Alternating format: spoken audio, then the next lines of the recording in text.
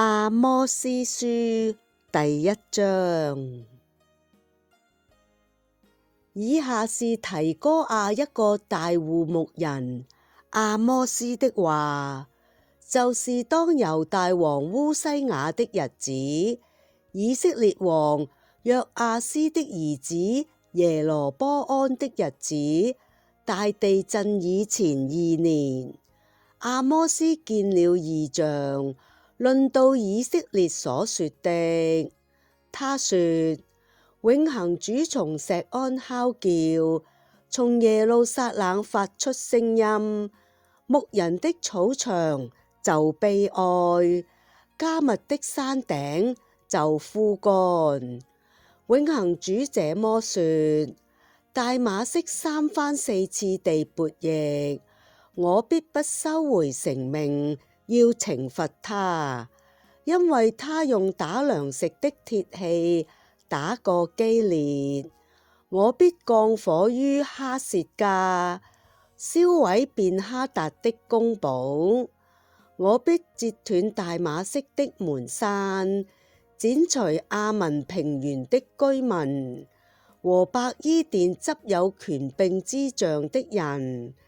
亞蘭人民必流亡到吉爾，這是永恆主說的。永恆主這麼說：迦薩3番4次地悖逆，我必不收回成命，因為他們使全體人民都流亡去送交以東。我必降火於迦薩的城牆，燒毀他的宮堡。我必剪除亞實突的居民和亞實基倫執有權柄之杖的人。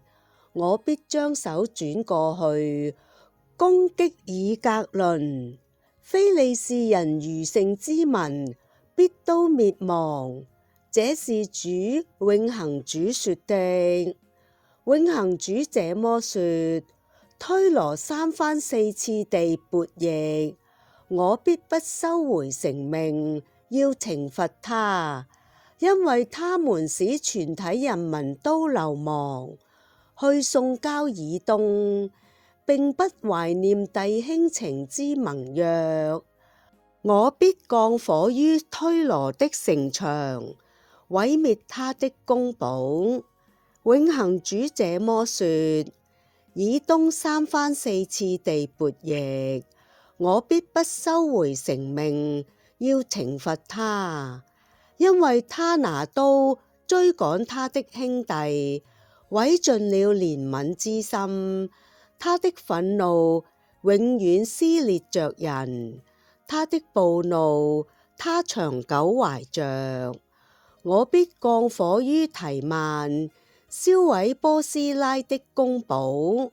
永恆主這麼說：亞捫人3番4次地悖逆，我必不收回成命，懲罰他，因為他們剖開了基列的孕婦，擴張自己的境界。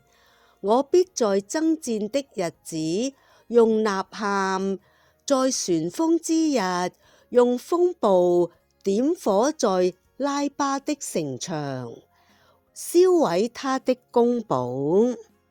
他們的王必陷於流亡，王和首領一道。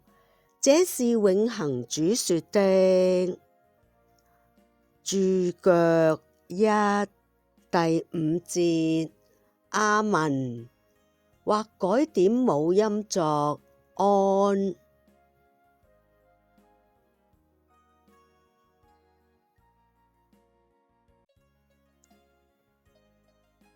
阿摩司書第2章。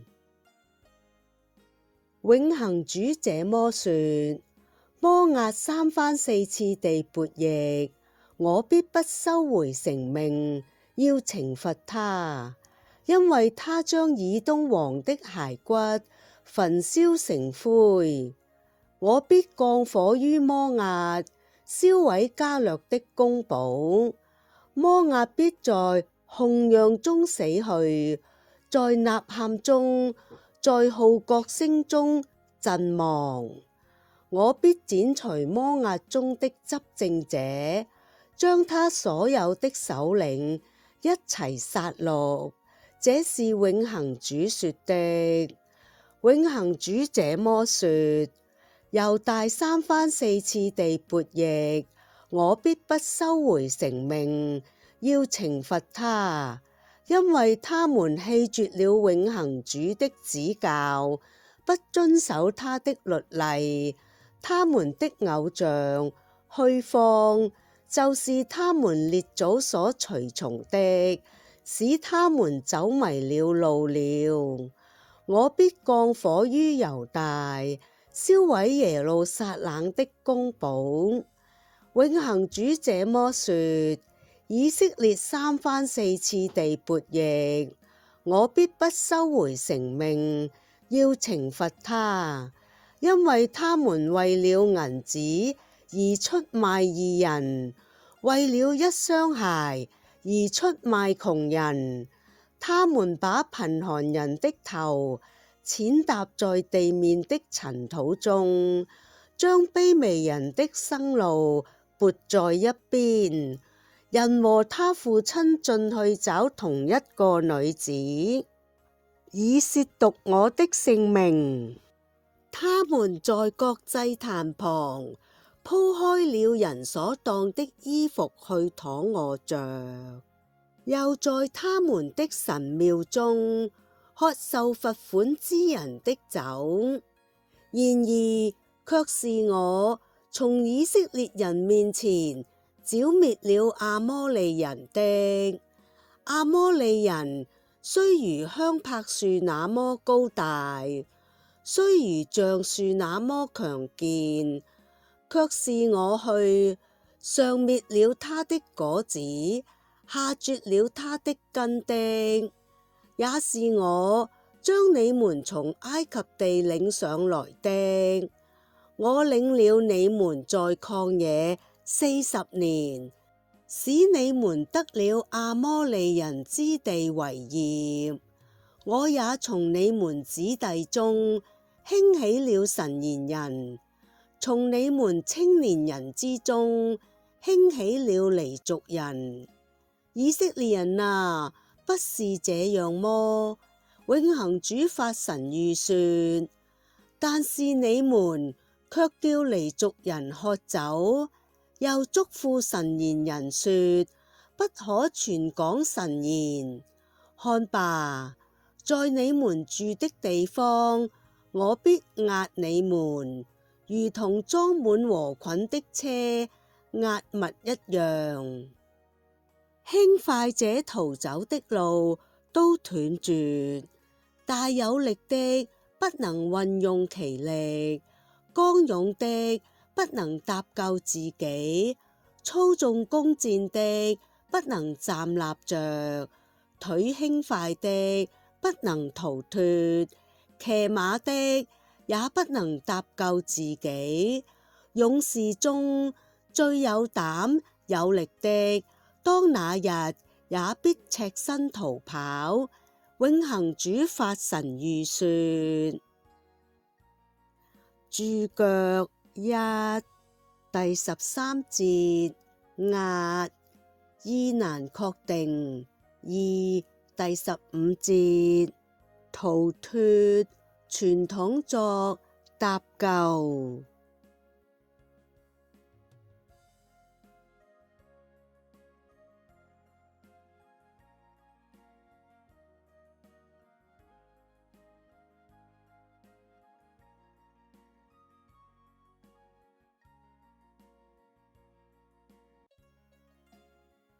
阿摩司書第3章。以色列人啊，你們要聽這話，就是永恆主所說來攻擊你們，攻擊以色列全家族，就是我從埃及地所領上來的。永恆主說，在地上萬家族中，只有你們是我的至交，因此我必責罰你們，罰你們一切的罪孽。二人若不約定，哪能一同走路呢？獅子若非有獵物找食，哪能在森林中哮叫呢？少壯獅子若無所捕獲，哪能從洞中發聲呢？若沒有友尼，雀鳥哪能銜在地上的機檻呢？捕雞若無所捕得，哪能從地上翻跳起呢？城中若吹了號角，人民哪有不震顫發抖呢？若有災禍臨到一座城，豈不是永恆主所降的麼？是的，主永恆主若有所作為，他沒有不將其機密啟示他僕人眾神賢人的。獅子一哮叫，誰不懼怕呢？主永恆主一說話，誰不傳神言呢？要在亞述宮堡上宣告，要在埃及地宮堡上傳揚，說：你們要聚集在撒瑪利亞山上，看其中的大擾亂和那裡面欺壓的事。永恆主發神諭說：那些積聚強暴和搶奪在自己宮堡中的，不曉得行端正的事，因此主永恆主這麼說：必有敵人圍攻你的地，使你的勢力衰退，你的宮堡被掠劫。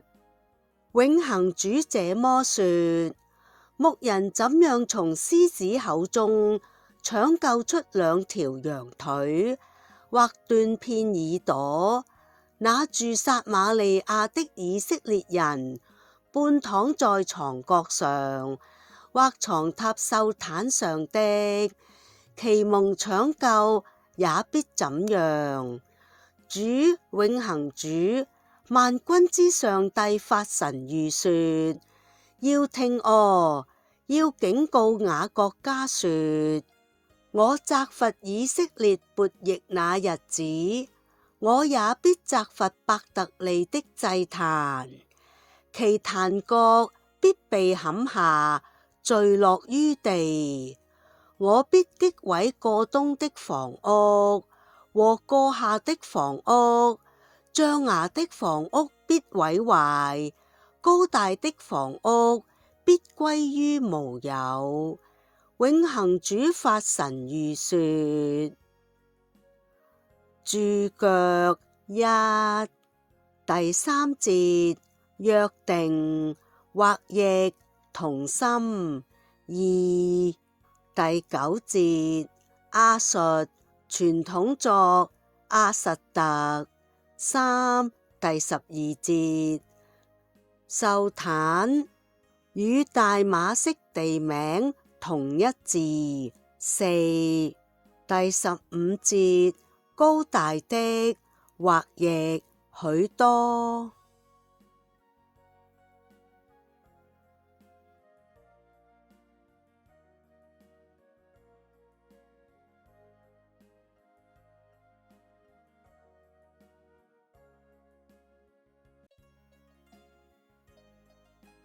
阿摩司書第4章。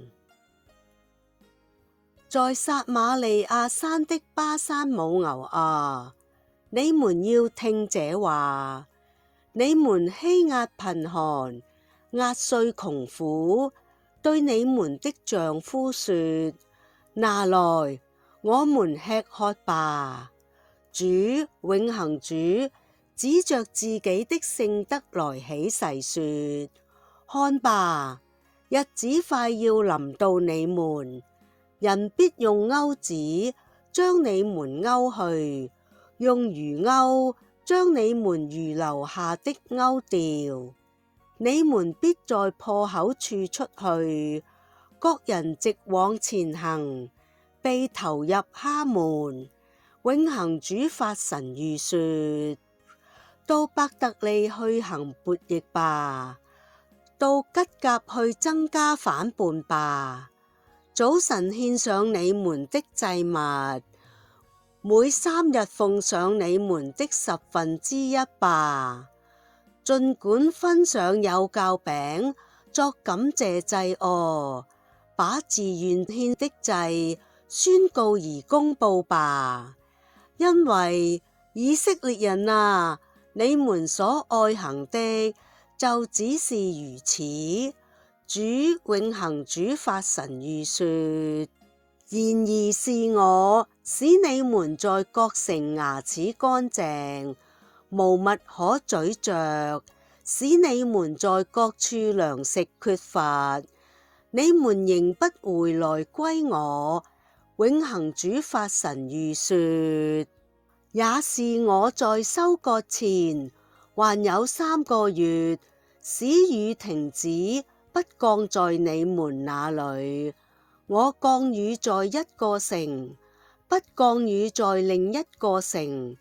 這一塊地有雨，那一塊地無雨，就枯乾了。這樣2、3個城的人就搖搖晃晃走到一個城去找水喝，也不得滿足。你們仍不回來歸我。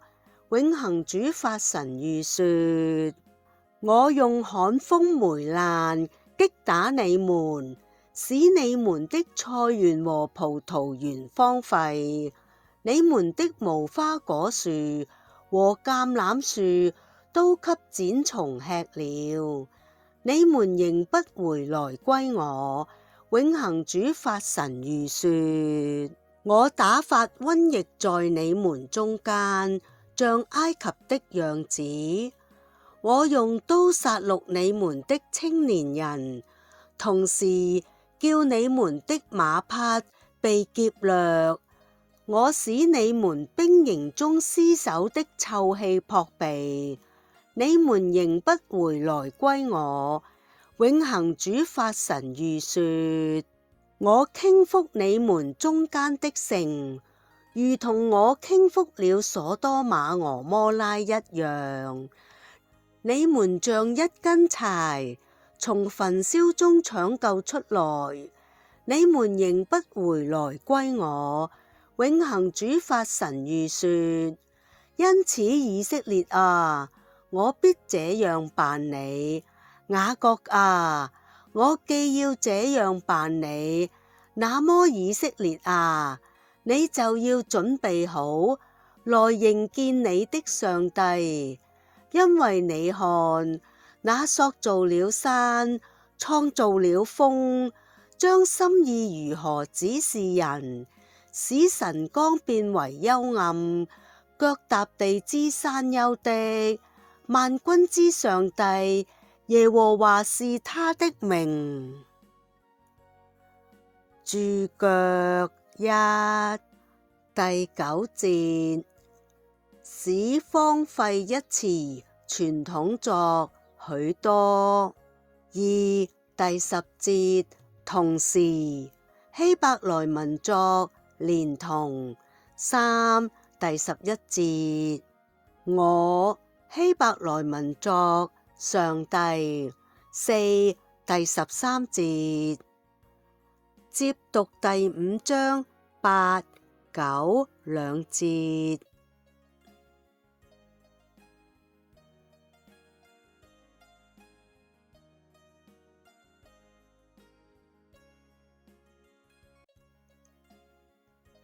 阿摩司書第5章。以色列家啊，要聽這話，聽我所唱論到你們的哀歌。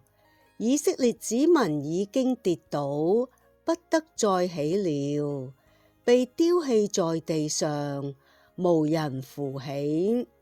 因為主永恆主這麼說：以色列家城能出1000兵的，必只剩下100；能出100的，必只剩下10，因為永恆主向以色列家這麼說：你們要尋求我來活着，不要尋求伯特利，不要進吉甲，不要過去到別是巴，因為吉甲真的會流亡，伯特利必變成伯亞文。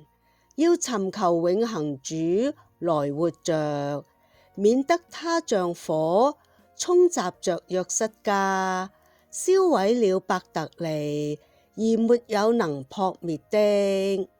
那些使公平變為苦梗，將公義摔落於地的，那造昴星和參星，使漆黑變為早晨，使白日變為黑夜，命令海裏的水傾倒於地上的，耶和華是他的名。他使毀滅射擊有勢力的，以致堡壘遭遇到毀壞。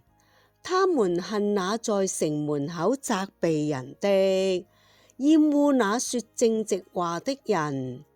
因你們踐踏貧民，向他們勒索麥子，故此你們雖用雕琢的石頭建造了房屋，卻不得住在裏面。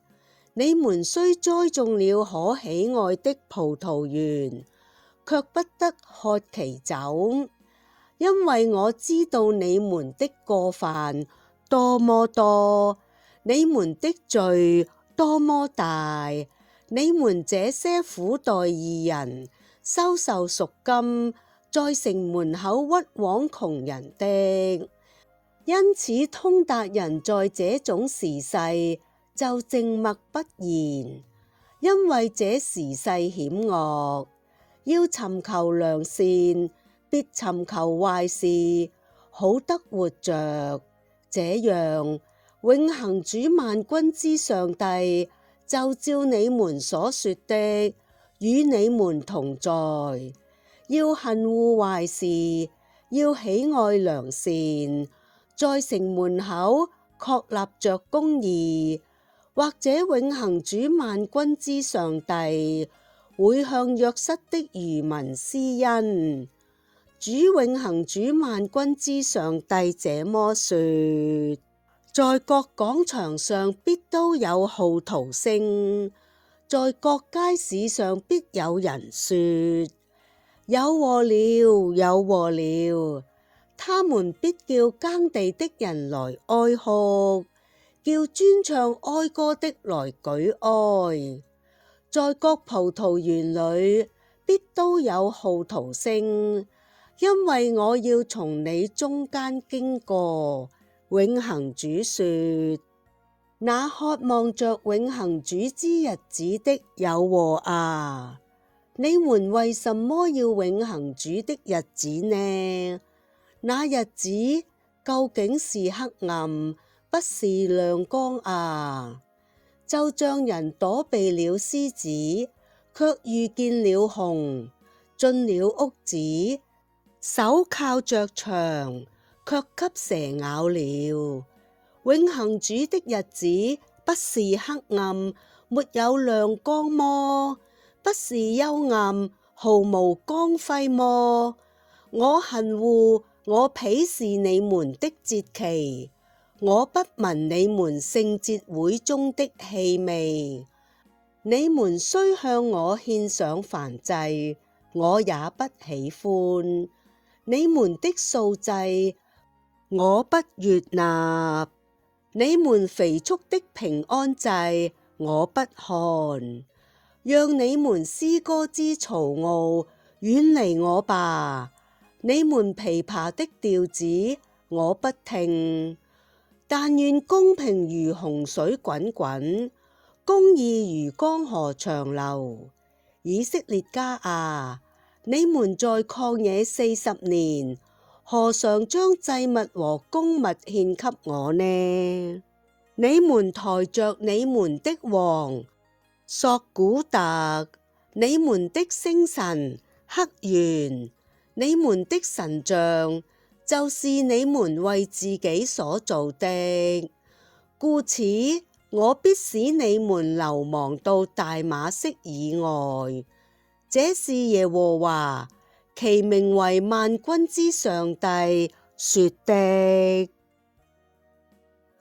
註腳一，第二節，子民，希伯來文作處女。2、3、4，第5節，吉甲，真的會流亡。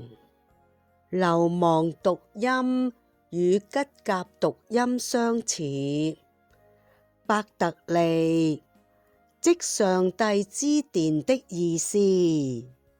伯亞文，即偶像之廟的意思。5、第7節。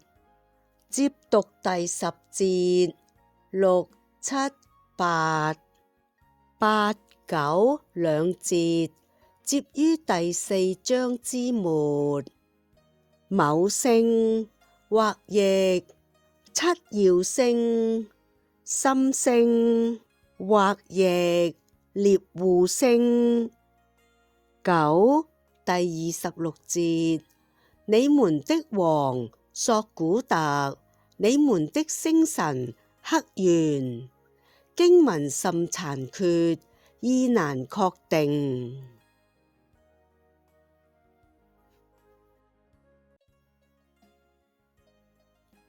阿摩司書第6章。有禍啊！那些舒舒服服在錫安，那些自以為安穩在撒瑪利亞山上的，有禍啊！那些作為列國領袖之傑出者，且為以色列家所歸向的，你們過去到革尼去察看看，從那裏往大哈馬去，又下到非利士人的迦特，看你們比這些國強麼？看你們的境界比他們的境界大麼？有禍啊！那些擅自把災禍之日推遠，反把強暴之座位挪近的，有禍啊！那些躺在象牙床上，在床榻上伸着懶腰，吃群中現挑的羊羔和棚間之肥牛犢的，那些應琵琶聲吱吱喳喳胡唱，還自己編製各種詩歌，要媲美大衛的，那些以大碗喝酒，用上好的油抹身，卻不為約身的破敗而憂傷成病的，故此這些人呢，如今必在流亡人之中首先流亡，而伸懶腰之人的鬧飲狂歡就消逝了。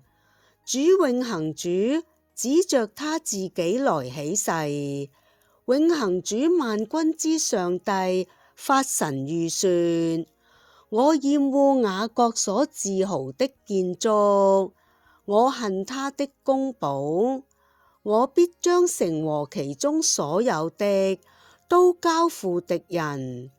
那時，若在一座房樓裏剩下了10個人，他們也都必死的。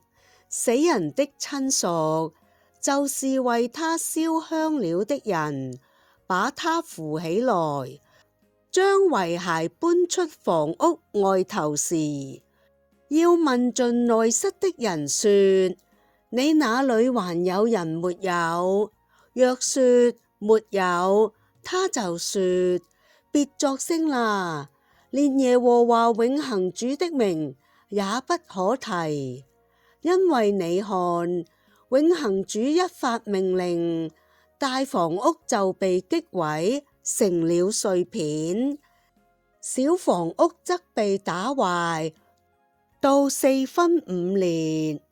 馬、哪能在崖石上跑呢？人哪能用牛去耕海呢？然而你們卻使公平變為毒草，使公義變為苦梗。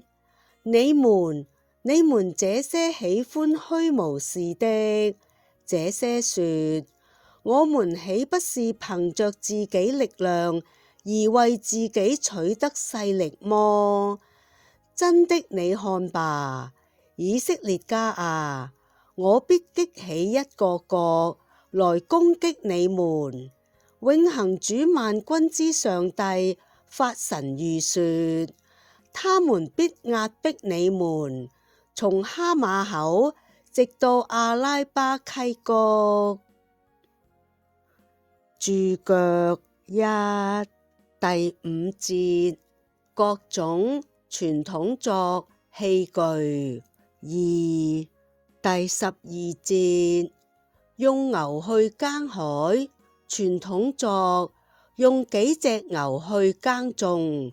今將複數牛字分為牛字與海字。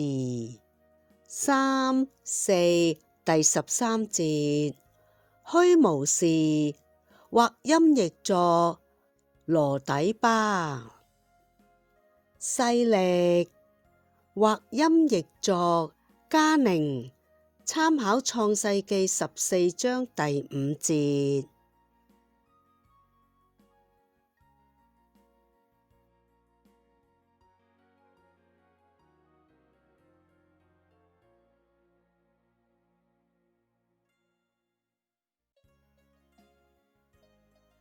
阿摩司書第7章。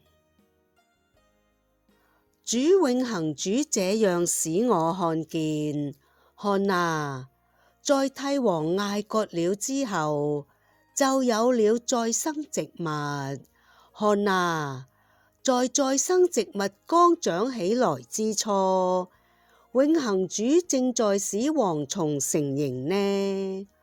當蝗蟲幾乎將要吃盡了那地底青物時，我就說，永恆主啊，請赦免我。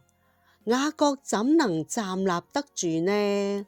他是這麼微小啊！永恆主對這事改變了心意。主永恆主就說，這事不發生啦。主永恆主這樣使我看見，看啊，主永恆主正在呼喚着焰火，火就吞滅了廣大深淵，並且將要耕種地段也燒毀掉。我就說，永恆主啊，請停止哦！雅各怎能站立得住呢？他是這麼微小啊！永恆主對這事改變了心意。主永恆主就說，這事也不發生啦。主永恆主這樣使我看見，看啊，主站立在一道牆邊，手裏拿着準繩。永恆主對我說，阿摩司啊，你看見什麼？我說，準繩。主就說，看吧，我必吊起準繩，在我人民以色列中間，我必不再把他們放過去。以撒的邱壇必然淒涼，以色列的聖所必荒廢。我必起來，用刀攻擊耶羅波安的家。伯特利的祭司亞瑪謝打發人去見以色列王耶羅波安，說，阿摩司在以色列家中圖謀背叛了你，他所說的一切話，這國擔當不起，因為阿摩司這麼說，耶羅波安必死於刀下，以色列民一定流亡，離開本地。亞瑪謝又對阿摩司說，見異象的人啊，走吧，逃往猶大地去吧，在那裏找口飯吃，在那裏傳神言吧。在伯特利摩，可別再傳神言了，因為這裏有王的聖所，這裏有王國的宮殿。阿摩斯回答亞瑪謝說：我不是神言人，也不是神言人的弟子，我乃是牧夫，又是整理無花果桑樹的。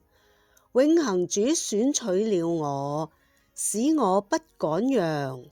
永恆主對我說：你去向我人民以色列傳神言。如今呢，你要聽永恆主的話。你說，不可傳神言攻擊以色列，不可發神言攻擊以撒家。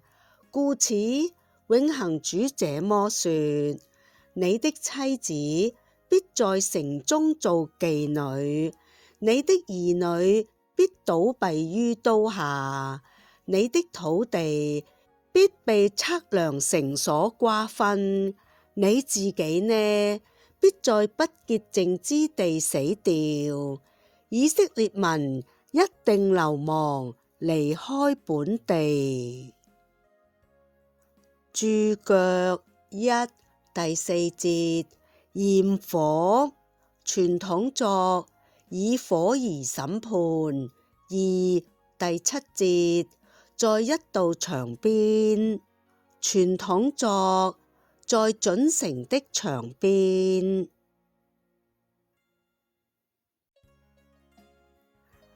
阿摩司書第8章。主永恆主又這樣使我看見，看啊，有一籠夏天果子呢。永恆主說：阿摩司啊，你看見什麼？我說：一籠夏天果子。永恆主就對我說：我人民以色列的結局到了，我必不再把他們放過去。主永恆主發神諭說：那日宮殿中的詩歌必哀號，嘿，屍身多極了，各處都是人拋棄的，一片死寂。你們這些踐踏窮人，要使國中困苦人滅絕的啊，聽以下這話哦。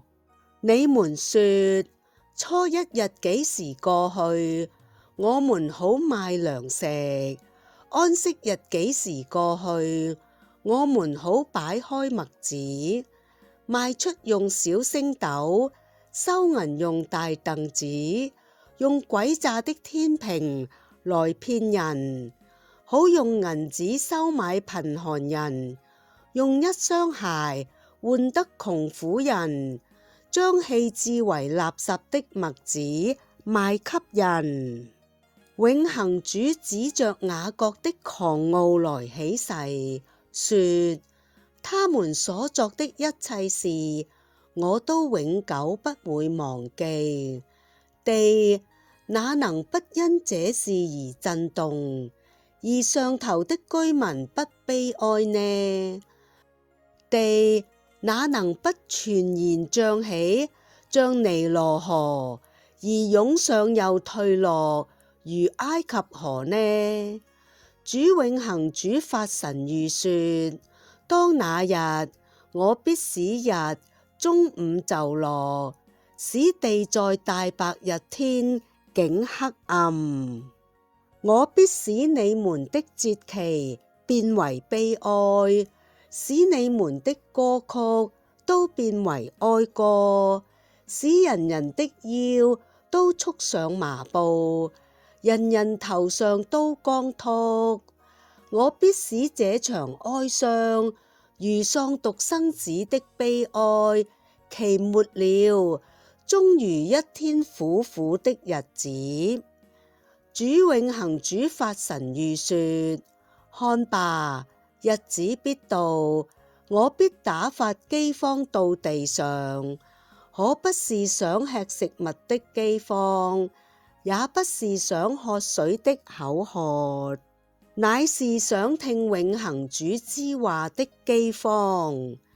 人必流離飄蕩，從這海到那海，從北邊到東邊，跑來跑去，尋求永恆主的話，卻尋不着。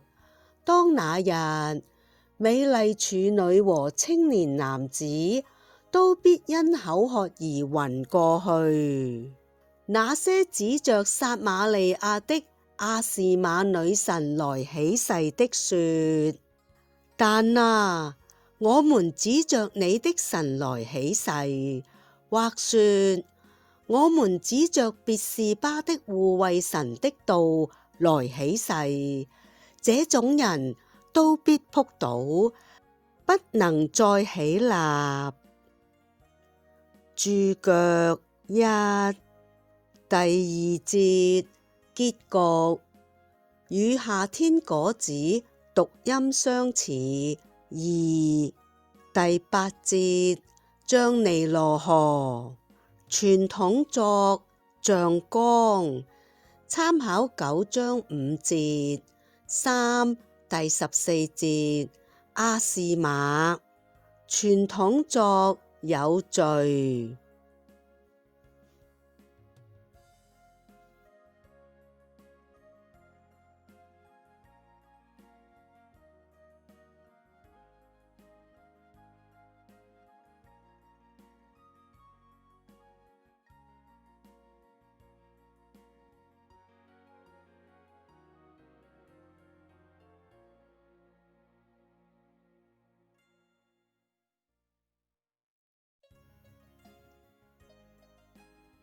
阿摩司書第9章。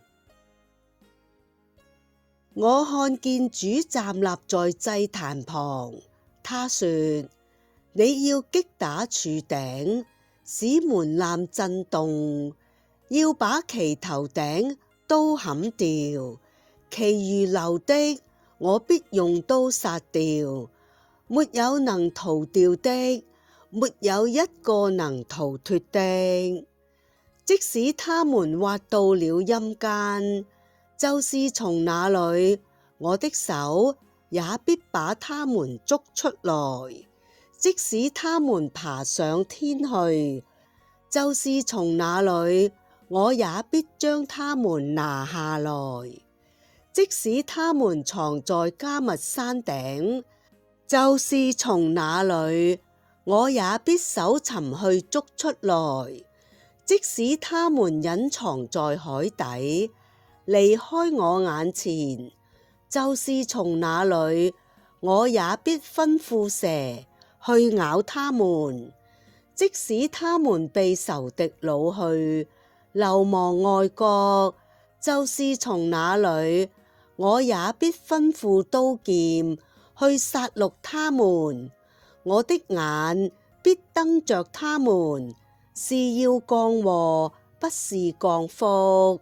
主萬軍之永恆主，那一摸觸着地，地就融化，而住在地上的都悲哀，而地都全然漲起，像尼羅河，又退落如埃及河的。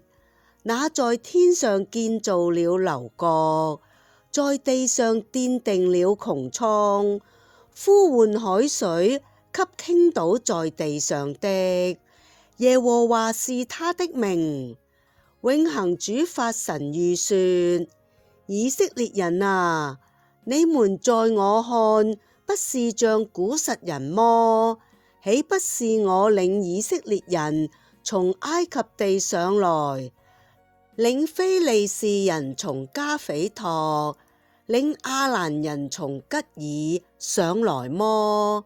看啊，主永恆主的眼瞪着這犯罪的國，我必從地上剿滅他，不過我不將雅各家剿滅淨盡罷了。永恆主發神諭說：因為你看，我必發出命令，將以色列家在列國中播來播去，像穀子在簸箕裏被播動一樣，沒有一個子粒會落在地上。我人民中所有犯罪的人，就是那些說災禍必不能觸害着我們，不能碰着我們的，這種人必死於刀劍之下。當那日，我必重新建立大衛倒壞的幕棚，築牆堵住他的破口。我必重新建立他的廢墟，再建造他，像古日一樣，使以色列人擁有以東所餘剩的，和所有稱為我名下的國。這是行這事的永恆主發神諭說的。永恆主發神諭說：看吧，日子必到，耕種的必耕到收割的時候，採葡萄的必採到撒種的時候。那時大山必滴下甜酒，小山都必因流奶而融化。我必恢復我人民以色列的故業，他們必重新建造荒涼的城市去居住，必栽種葡萄園，而喝其所出的酒。他們必修造果木園，而吃其果子。我必將他們栽於他們的土地，從我所賜給他們的土地上，他們必不再被拔出。這是永恆主你的上帝說的。註腳1第10節，觸害、碰着，點串動詞變化式翻譯的。